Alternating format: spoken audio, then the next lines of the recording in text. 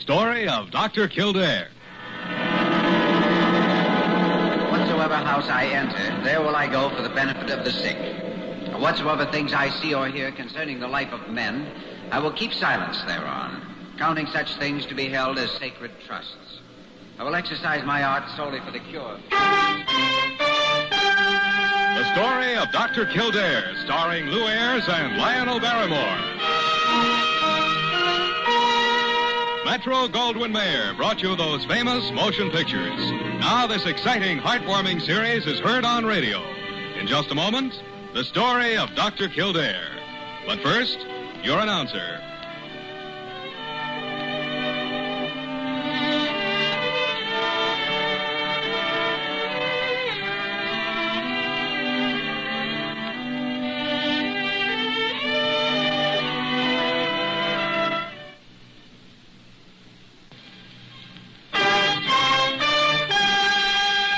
And now, the Story of Dr. Kildare, starring Ayres as Dr. Kildare and Lionel Barrymore as Dr. Gillespie.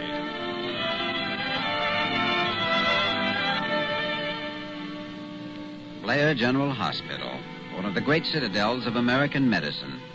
A clump of gray-white buildings planted deep in the heart of New York, the nerve center of medical progress, where great minds and skilled hands wage man's everlasting battle against death and disease. Blair General Hospital, where life begins, where life ends, where life goes on.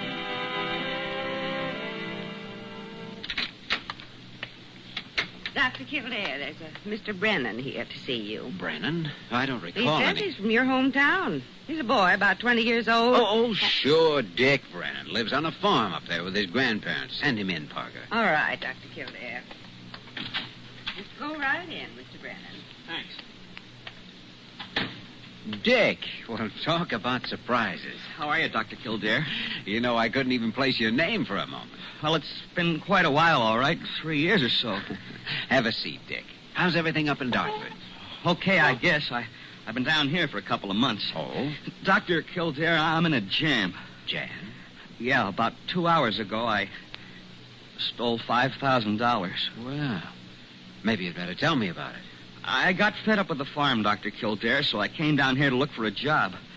I didn't find one, and I ran out of money a few days ago. Had to give up my room this morning. So? Yesterday, I phoned up Kessel and Conrad. They're importers. They had a help wanted ad in the paper. And this Mr. Kessel told me on the phone to come in at 10 o'clock this morning, so that's what I did. Mm-hmm.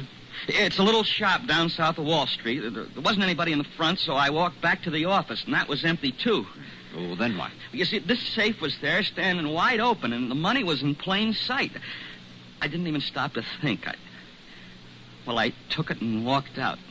That's all. That's all? Well, what else could you have done besides set the building on fire? I don't know why I did it. I'm sorry, Dr. Kildare, but I didn't know who else to come to.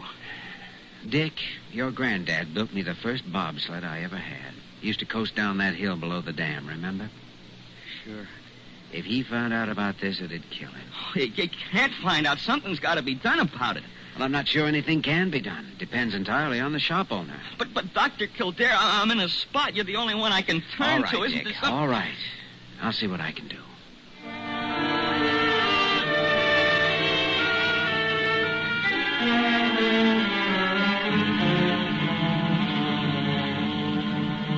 Now, Kildare, there's no reason why you have to go out somewhere right this minute. I want to talk over these charts with you. Well, this won't take long, Dr. Gillespie. I ought to be back here within an hour. Well, what is it that's so confounded important it can't wait 20 minutes? Oh, it's just a business matter. Nothing really important, you know, but I guess I'd better get it over with.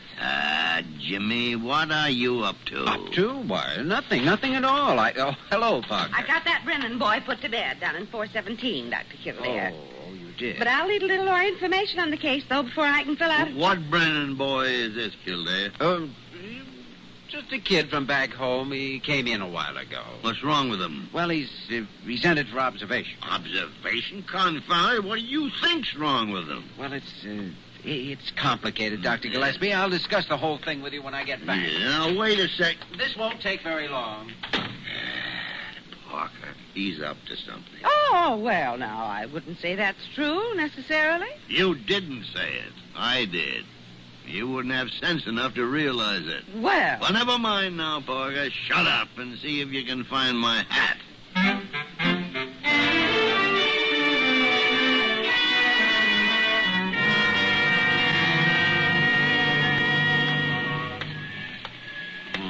Let's see. Castle and Conrad, importers. This should be it.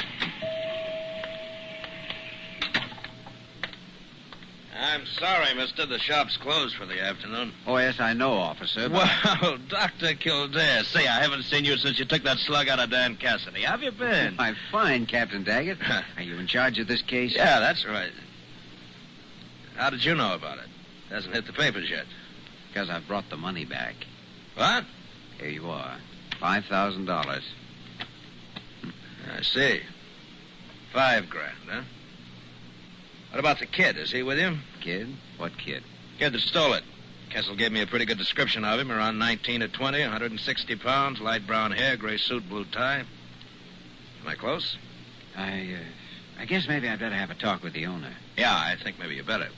Especially since it's $50,000 it's missing. $50,000? Oh, Mr. Kessel, could you step out here a minute, please? Yeah. Neither one of the old boys trust the banks. Do most of their business in cash. Kessel's the partner the kid stuck up. Now, wait a minute. Was I correct, Captain Daggett, in believing I heard you call me? Yes, that's right, Mr. Kessel. Mr. Kessel, this is Dr. Kildare from Blair Hospital. How do you do that? How are you, sir? Kildare's a first-class doctor, but he's got a bad habit of sticking his neck out for people. He brought back $5,000 of your money. 5,000. May I inquire as to the whereabouts of the rest of it, Dr. Kildare? Well, yes, you may inquire, but I'm afraid I can't tell you at the moment. Mr. Kessel, I wonder if you'd tell Dr. Kildare briefly just what happened here this morning. Again? If you don't mind. Well, my partner, Benjamin Conrad, went down the street for coffee about 10 o'clock. A few minutes later, this boy came in and walked back towards the office. As I came out to meet him, I saw he had a gun in his hand. A gun? He made me open the safe and then forced me into a closet and shut the door. It has a snap lock, and can't be opened from the inside. And you were locked in for about 20 minutes. Is that right, Mr. Kessel? Yes. Why, I might have suffocated. My heart, and high blood pressure, as well as a thyroid condition. Oh, good heavens, I almost forgot. You'll have to excuse me, gentlemen. I should have taken one of my capsules 5 minutes ago. Well, that's about it, Doctor. When Conrad got back and let him out, $50,000 was gone from the safe. Well, that's not quite the way I heard it. Yeah, so I gathered. Well, I guess you'd better tell me where I can pick the kid up, huh? Captain Daggett, I don't think I'm ready to do that yet. Not until I talk with him again. Oh, now, look here, right? Well, Dr. Gillespie. What is this, a medical convention? How are you, Daggett? Kildare. Well, I just happened to be passing by and saw you in here, so... You mean you followed me from the hospital? Oh, ridiculous. I did no such thing. What have I walked into? Well, I think the beginning of an argument. This shop was held up at 10 o'clock this morning, Dr. Gillespie. Kildare is apparently trying to hide out the boy who did it. Hey, that right, Kildare? More or less. Seem to be two conflicting stories here. I want some more facts before I turn anybody over to the police. I suppose you let us take care of the facts, Doctor. That's our job. Only you've decided the case is solved. I'm not so sure. Why not, Jimmy? Because I simply can't believe that boy was lying, that's all. It's not your business to decide whether he's lying or not, Doctor. Sorry, Captain Daggett. Oh, I give up. Well, what seems to be the next move? Well, I don't have any choice about it. If Kildare sticks to this bullheadedness, I'll have to book him on his own admission as a material witness. Oh, nonsense. He's not going to abscond with the loot. No, but this kid that pulled the stick up might. I'll stand good for him. I'm afraid it isn't that simple. But I'm afraid it is. Come on, Jimmy. Let's get back to hospital. Okay. Hey, now, wait a minute. Now, if you lock up Kildare, you'll have to lock me up, too. You know I can't do that. The commissioner's a personal friend of yours. He'd blow his top. And you can reach either of us at Blair Hospital, Daggett. So help me, if that kid gets away because of this, I'll run you both in. Thanks for the rescue. Hometown boy. Couldn't possibly be lying. Jimmy, why in the tarnation do you want to go out on a limb for a kid like that without even knowing whether he's guilty or not? I don't know. Why did you? Well, Confound it. Come on. I got a taxi down here waiting with the meter running.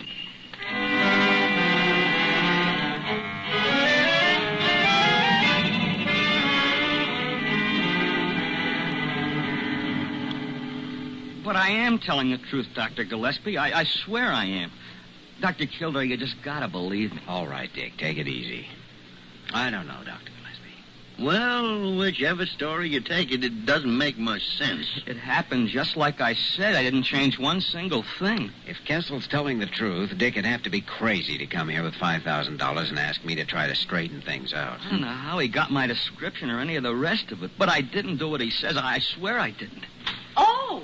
Oh, there you are. Well, Nosy, what do you want? I just wanted to tell you that Dr. Carew's been looking all over the hospital for you, too. What does that nincompoop have on his half-baked mind? I don't know. He's bought all the evening papers, and he's just simply furious. Oh, well, if he's only furious, let him work on it a while. When he really gets upset, he starts foaming at the gardenias.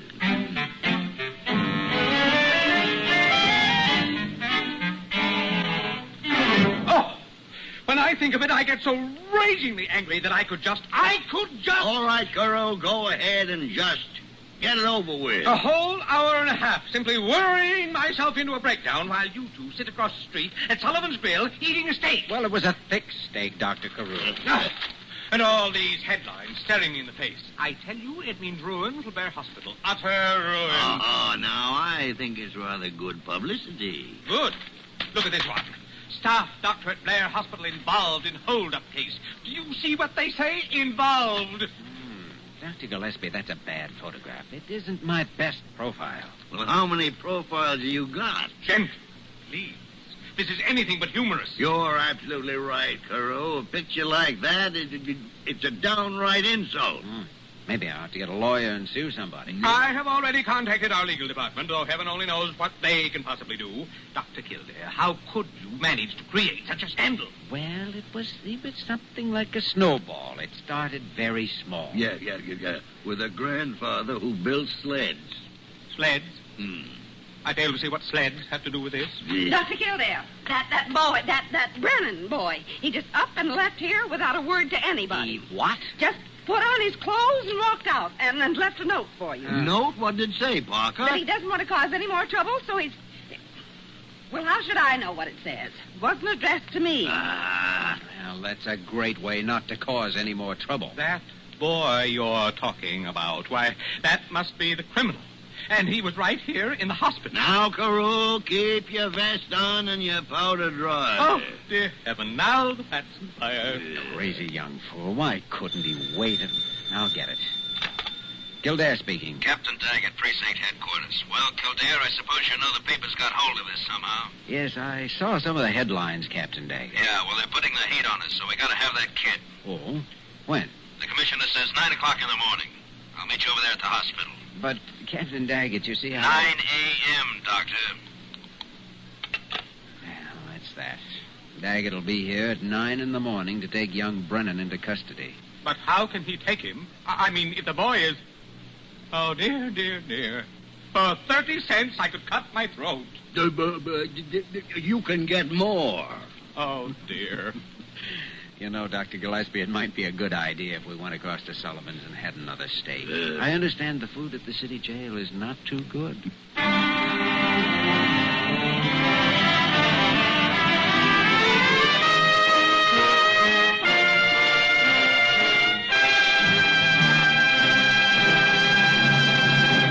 We return to the story of Dr. Kildare in just a moment.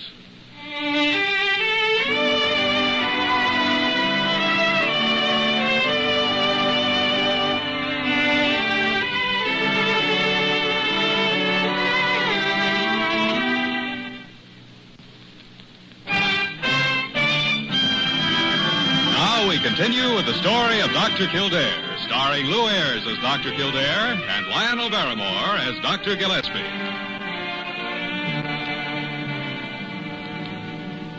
Personally, I think both of you should just stop worrying about it. My intuition tells me that everything will turn out for the best. Pollyanna Parker has spoken. Nevertheless, Dr. Gillespie, Rely on a woman's intuition and you can't go wrong. But you can go to jail. Oh, pooh. Something's bound to turn up. Yes, and that something is Captain Daggett at 9 o'clock tomorrow morning. And when we tell him his prisoner has walked out, handcuffs. Look for the silver lining, Dr. Kildare. Look for the silver lining. Parker, I've enjoyed very few pleasures in my frugal and ascetic life. Would you like to do something for me to make me excruciatingly happy? Why, of course, Dr. Gillespie. Just anything you say. Then shut up and get out of here. Oh! And take that disgusting optimism along with you, little sunbeam. Wretched man! There's one thing in this whole mess that I'm convinced of.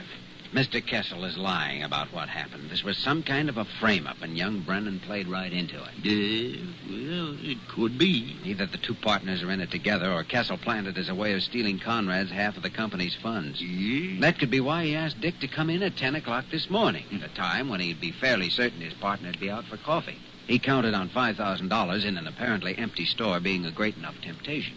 Well, if that was a scheme, Jimmy, it certainly was a good one. I can't see any way to shake it.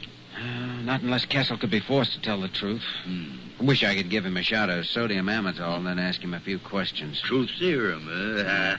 Not a chance, Jimmy. You'd have to get his permission in the first place, and he'd never give it. Not if he knew it, but there might be a chance.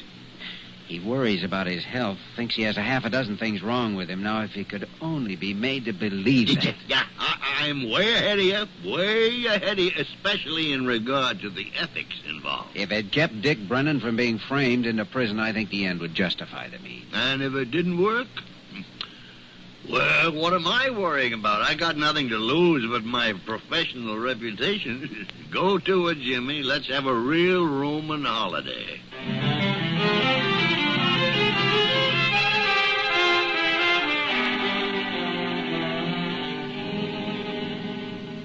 Well, yes, certainly you may come in, Dr. Kildare, but Thank you, Mr. Kessel.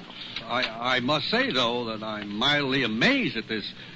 This intrusion, yes, I can understand that. Mind if we sit down here? Well, I hardly see what... That's right.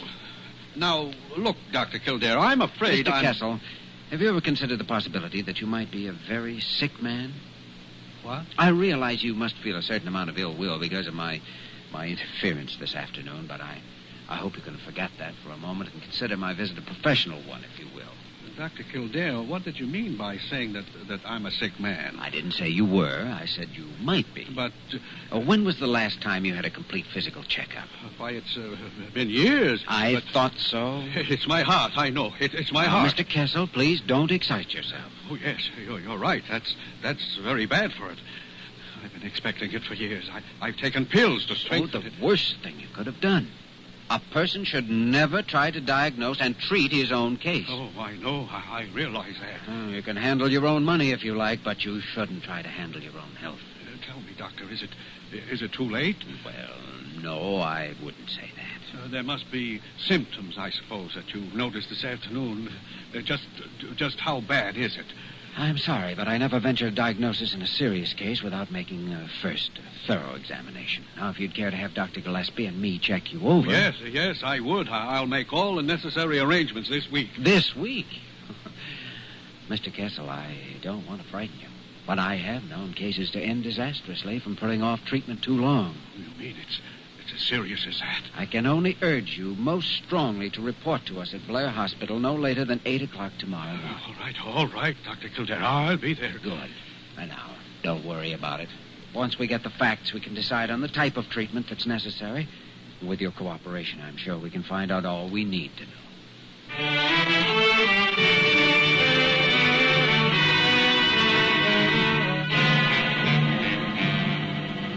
I warned you, both of you. But no, you wouldn't listen to me. And now you're in it good. Take it easy, Dag. Oh, I'll take it easy, all right. Commissioner or no commissioner, there are going to be some heads fall over this, and I don't mean mine. Kildare, I think he's referring to us. Then you think exactly right. Oh, dear. I just knew it was going to mean ruin, utter ruin. Have another aspirin, Carew. Thank you. Now, come on, Daggett. Let's settle down and put this gown on. With a little luck, we may get this mess straightened out. I'll have no part of this. I'm leaving right now, and I want it clearly understood that I am not involved. You guys are really asking for it. You weren't satisfied with just letting a criminal escape. Now you've tricked Kessel in here and you got him doped up with something. Exactly how far do you plan to go? Far enough to get the truth out of it. As a matter of fact, Mr. Kessel came here this morning of his own free will and asked for a physical examination. We're going to give him one, that's all. Sure, with this truth serum or whatever it is. Well, that's only a popular idea, Captain Daggett. Sodium amytal may deaden the inhibitory functions of the mind to some extent, but mainly it relaxes the patient, makes him drowsy and lazy. And under those conditions, if the questioning is properly handled, he may find it easier to tell the truth than to make up a lie. Well, as long as you're dead set on doing it, maybe I'd better go in and keep an eye on you. How do I know you're not planning to cut Kessel's throat?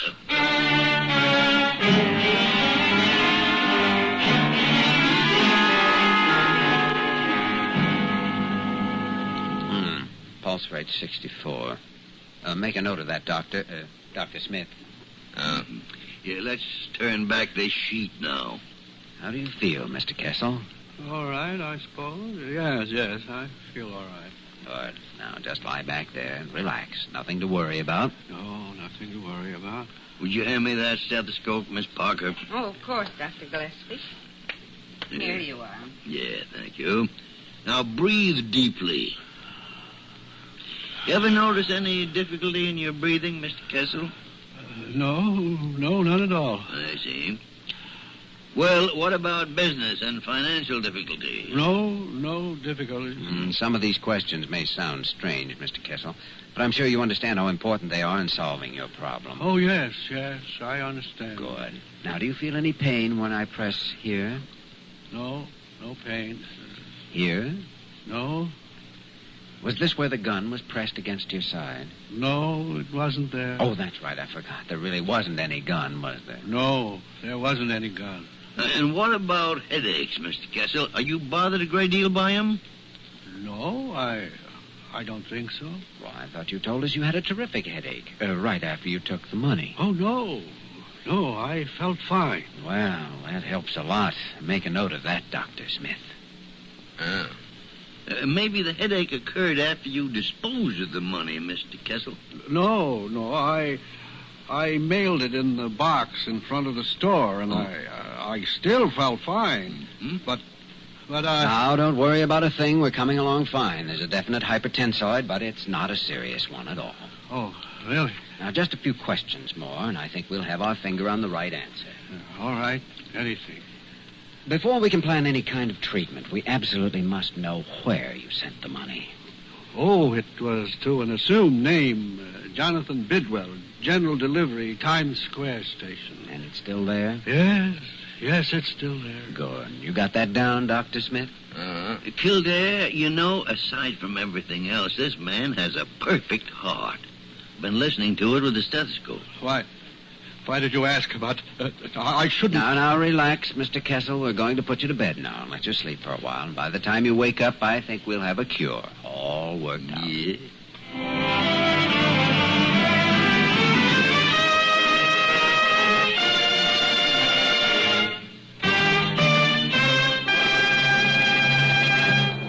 In just a moment, we will return to the story of Dr. Kildare.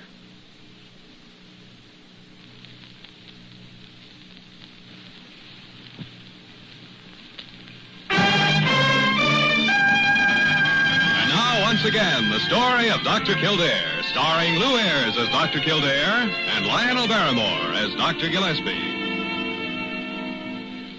Well, Jimmy, one might say that we've had a busy and eventful day. And it included getting out of a fairly tough spot, you know.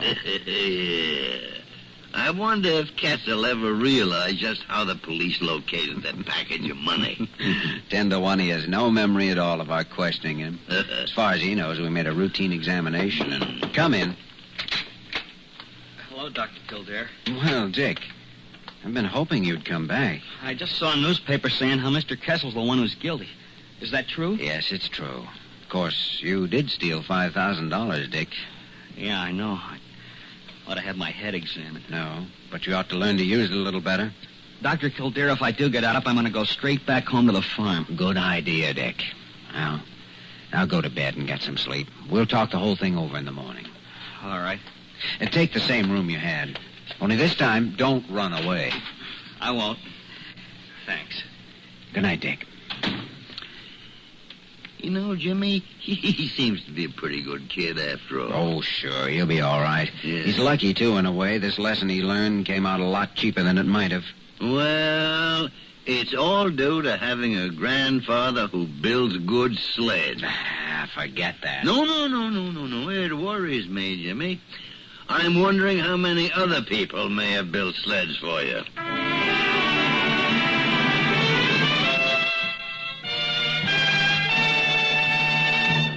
You have just heard the story of Dr. Kildare, starring Lou Ayres and Lionel Barrymore. This program was written by Les Crutchfield and directed by William P. Russo.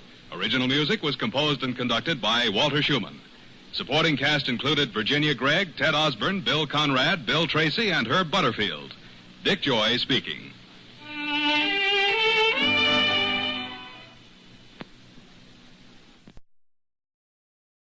Okay, I guess. I've been down here for a couple of months. Oh? Dr. Kildare, I'm in a jam. Jam? Yeah, about 2 hours ago, I stole $5,000. Well, maybe you'd better tell me about it. I got fed up with the farm, Dr. Kildare, so I came down here to look for a job. I didn't find one, and I ran out of money a few days ago. Had to give up my room this morning. So? Yesterday, I phoned up Kessel and Conrad. They're importers. They had a help wanted ad in the paper. And this Mr. Kessel told me on the phone to come in at 10 o'clock this morning, so that's what I did. Mm-hmm. It's a little shop down south of Wall Street. There wasn't anybody in the front, so I walked back to the office, and that was empty, too. Well, then what? You see, this safe was there, standing wide open, and the money was in plain sight.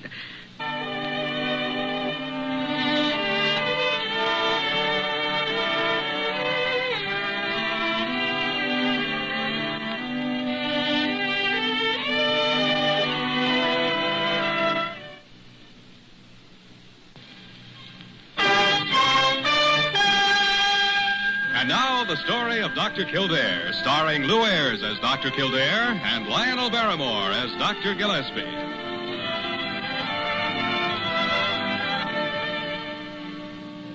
Blair General Hospital, one of the great citadels of American medicine. A clump of gray-white buildings planted deep in the heart of New York, the nerve center of medical progress, where great minds and skilled hands wage man's effort. Story of Dr. Kildare. Whatsoever house I enter, there will I go for the benefit of the sick. Whatsoever things I see or hear concerning the life of men, I will keep silence thereon, counting such things to be held as sacred trusts. I will exercise my art solely for the cure. The story of Dr. Kildare, starring Lou Ayres and Lionel Barrymore. Metro-Goldwyn-Mayer brought you those famous motion pictures. Now this exciting, heartwarming series is heard on radio. In just a moment, the story of Dr. Kildare. But first, your announcer. Everlasting battle against death and disease. Blair General Hospital. Where life begins, where life ends, where life goes on.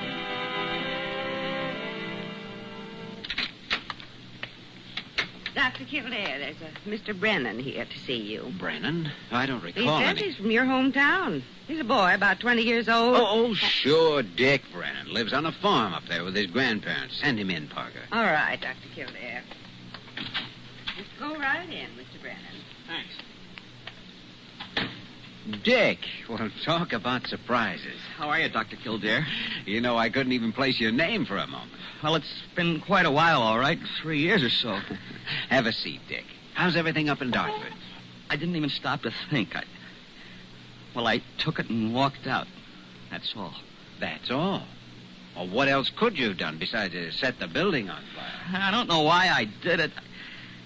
I'm sorry, Dr. Kildare, but I didn't know who else to come to. Dick, your granddad built me the first bobsled I ever had. He used to coast down that hill below the dam, remember? Sure.